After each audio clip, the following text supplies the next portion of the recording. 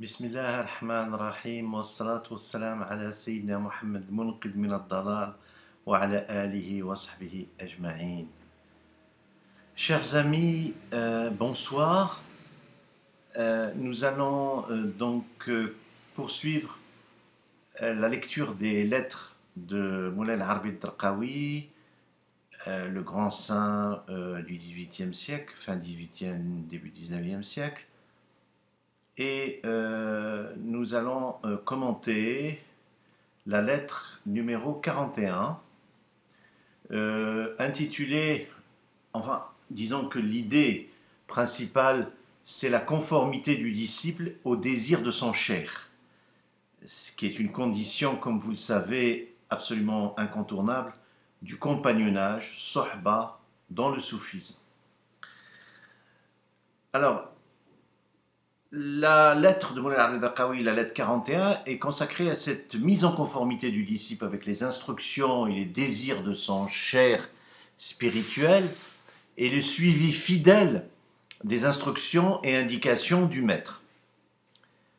Dans une lettre célèbre au disciple soufi, le grand Muhyiddin ben Arabi, le cheikh al-Akbar, comme on le surnommait, dit ceci: lorsque tu l'auras trouvé, c'est-à-dire le cheikh, sauve-toi vers lui et mets-toi sincèrement à son service, car le présent voit mieux que l'absent. Sois alors entre ses mains, comme le mort entre les mains du laveur.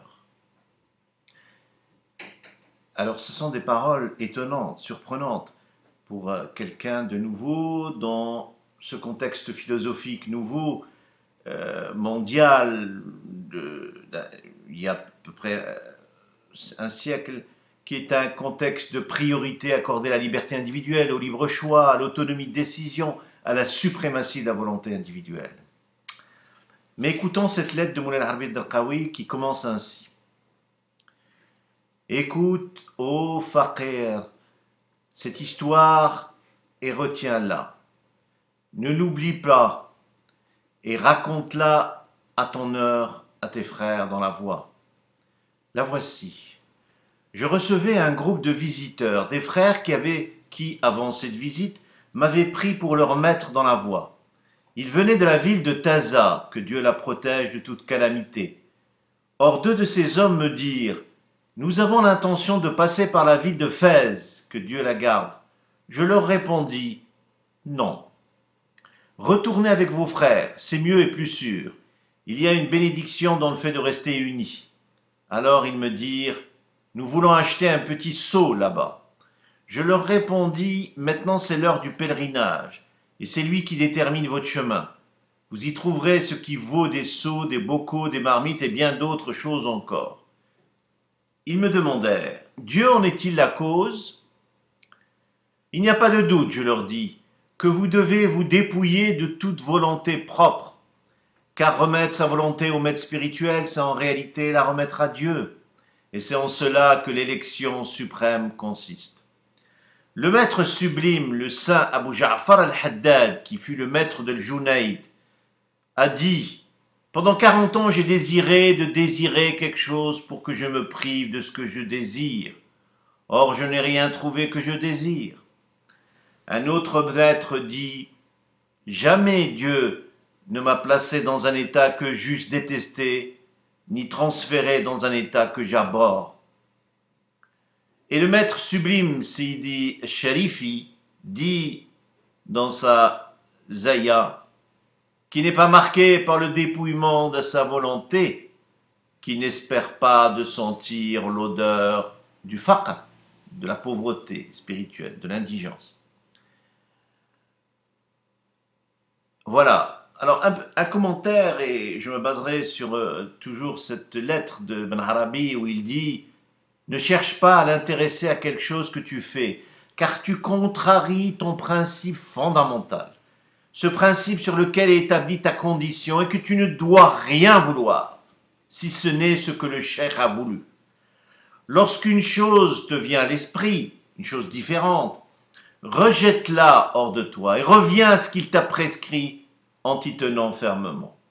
Je poursuis la lecture. Après tout cela, je leur dis: Quelqu'un a beaucoup insisté pour que je lui donne le wird. Le wird, c'est l'ensemble des invocations qui sont transmises par le cheikh au disciple. Bien sûr, dans notre voix, chacun d'entre nous a son wird journalier. Or, dès que je le lui ai donné, il me dit « Je veux retourner dans mon pays ou aller dans tel pays. » Je lui répondis « Aussitôt arrivé, aussitôt parti. Cela pouvait se passer ainsi avant que tu ne m'as pas pris pour maître. Maintenant, c'est moi qui choisis pour toi, et non pas toi qui choisis pour toi-même. » Ibn Arabi dit dans sa lettre spirituelle: la bonne direction dans la voie consiste, selon nous, en ceci, que le disciple est avec le cheikh et que le cheikh est avec Allah. Elle ne consiste pas dans la réussite à interpréter l'ordre selon une censure, mais dans la conformité exacte à l'ordre reçu en dehors de toute spéculation. La raison secrète de cette loi est clairement manifeste pour nous dans le plan divin. Alors, mon commentaire à ce propos, il est intéressant de signaler qu'ailleurs, Ibn Arabi dit même que le titre de Mourid, au sens de celui qui veut, le disciple qui veut, ne convient pas en réalité au disciple, car celui-ci ne doit pas avoir de volonté propre. Vous vous rendez compte? Le disciple donc est invité à consulter son maître sur les affaires spirituelles et à suivre ses indications. Et celles et ceux qui ont compris ce qu'est le maître gnostique le consultent même sur leurs affaires privées, car il y a toujours une interdépendance très étroite entre la sphère du privé et la sphère du spirituel. L'une peut agir sur l'autre et vice-versa, et cela, on peut aisément le montrer. Je voudrais m'arrêter sur cette question de la volonté et de la liberté qui transparaît dans cette lettre. Certains pourraient être tentés de dire « Mais vous, disciples soufis, qui avez un maître, vous n'êtes finalement pas libre. Où est l'autonomie de décision? Où est la volonté libre? Où est la liberté de choix ?» S'exprimant sur le modèle des premiers compagnons, le Coran sacré dit « Et ils vont jusqu'à les préférer à soi, fussent-ils eux-mêmes en état de besoin. » Ce verset signifie que ce qu'ils chérissent, ils l'arrachent à leurs âmes, ils s'en déchargent et ils le donnent à autrui. Ils sont réellement libres car ils sont affranchis de la relation au sens d'attachement au monde sensible. Quand on aime les choses, au sens des choses créées, créatures, objets, passions, on en devient l'esclave. On pense fermement posséder les choses, alors qu'en fait ce sont elles qui nous possèdent. On ne peut donc prétendre à la liberté. Dans les théories politiques du changement, la liberté est vue comme l'affranchissement vis-à-vis d'un joug de quelque nature qu'il soit. Un tyran, un despote, un appareil répressif, pouvoir économique d'une nation sur une autre, d'une classe sur une autre, violence symbolique, etc. Mais personne ne pense qu'on peut ne pas être asservi à quelqu'un, à un pouvoir, mais être possédé, littéralement devenir la propriété, le mulk, par les choses qu'on croit posséder. C'est ce sens que voient les soufis, c'est-à-dire la relation des hommes au monde sensible. Il faut d'abord savoir que le maître gnostique réalisé, le pôle de son temps, de la trempe de feu, c'est des Hamza, ou de notre cher bien-aimé Sidi Jamal, n'est pas un gourou d'une secte. Un gourou, ça a un ego hypertrophié. Et ceux qui arpentent son chemin sont dans l'errance et dans l'égarement manifeste, dalal mubin, au sens coranique. En réalité, dans le compagnonnage, il s'agit de se soumettre à celui qui n'a plus de volonté propre. Et la preuve manifeste est dans la parole divine, dans ce hadith qudsi extraordinaire, qui est le hadith dit du saint, de l'Ouali. Et de tout ce que je lui ai prescrit, il deviendra l'ouïe par lequel j'entends, l'œil par lequel je vois, la main par laquelle il prend. et s'il me demande, certes je l'exaucerai. C'est-à-dire que l'individu n'a plus de volonté, il se meut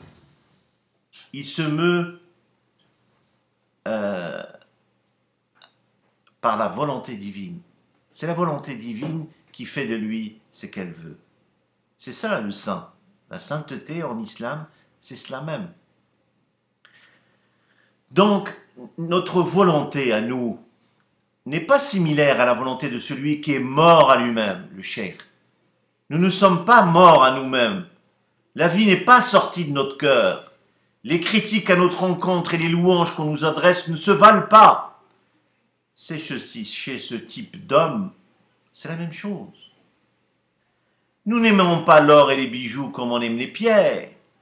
Le compagnon Harith disait au prophète, « Je ne fais plus de différence entre ces pierres et son or. Mon âme s'est détachée de l'amour de ce monde. Je ne fais plus de différence entre ces pierres et son or. » Chez ce type d'homme, c'est exactement la même chose. Les passions sensuelles sont encore dans notre cœur. Chez ce type d'homme, il n'y en a plus. Nous ne voyons pas Dieu en toutes choses, y compris les femmes.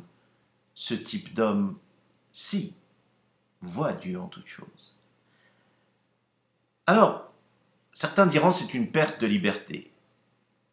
Mais qu'est-ce que la liberté?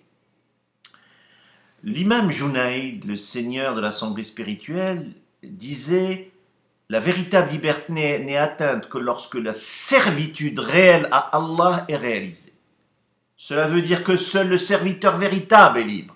Seul l'affranchi des liens de son ego est libre. Le prophète recommandait de se suffire de l'essentiel, car dans tous les cas, le bout du chemin est une tombe bien étroite. Le soufi, l'homme mort à lui-même, le saint accompli, ne possède rien et n'est possédé par rien. Seul ce type d'homme est libre. Alors ne vous trompez pas, c'est la possession du cœur. Parce que je peux avoir la dernière BMW, qui provient bien sûr de biens licites et non trafic de drogue, et avoir le sentiment que je ne possède rien. La BMW est entre mes mains, mais elle n'est pas dans mon cœur. C'est une nuance très importante. C'est pour ça qu'aujourd'hui, nous ne le savons pas, mais il n'est pas rare de voir, on ne le sait pas, des saints dans des Mercedes. Ce n'est pas contradictoire. Le saint soufi aujourd'hui n'est pas l'image stéréotypée de l'ascète dénudé qui vit dans la montagne avec son bâton et son chien. C'est une image d'Épinal, c'est un cliché, c'est une vision naïve.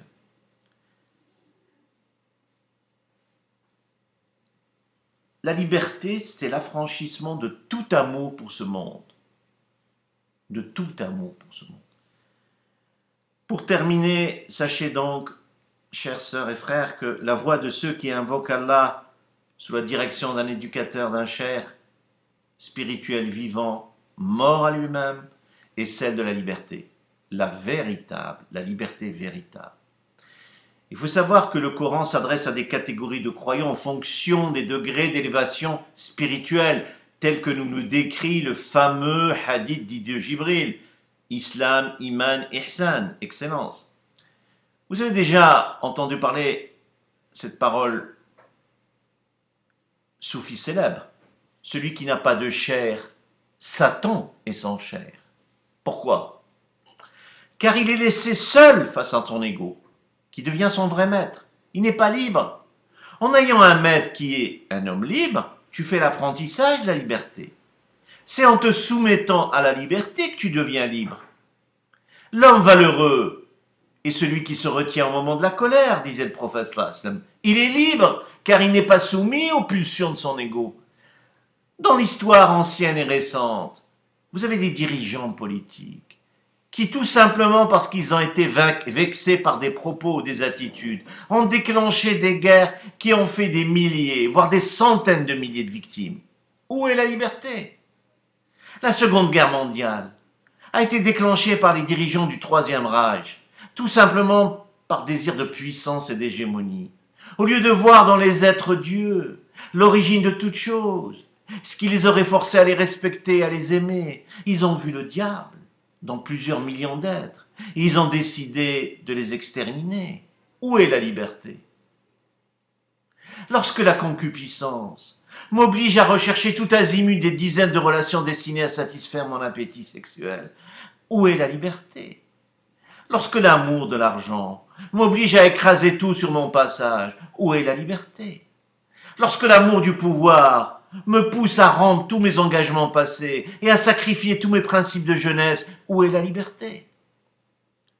La soumission à Dieu, c'est-à-dire au souverain bien, est le chemin de la liberté, de la véritable liberté.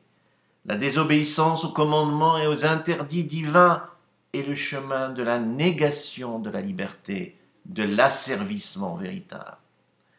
S'en remettre à son maître est la vraie liberté, la seule liberté. C'est une grâce sans fin de rencontrer un homme de ce type, la réalisation de la liberté véritable et non les slogans creux. Eh bien, cette réalisation de la liberté véritable est à ce prix. Voilà, chers amis, par rapport à ce commentaire de cette lettre, dans laquelle Mawlana Habib Darqawi, je dirais, nous montre une des facettes du maître, qui est celui qui doit être suivi et obéi. Je vous remercie et je vous souhaite une excellente soirée.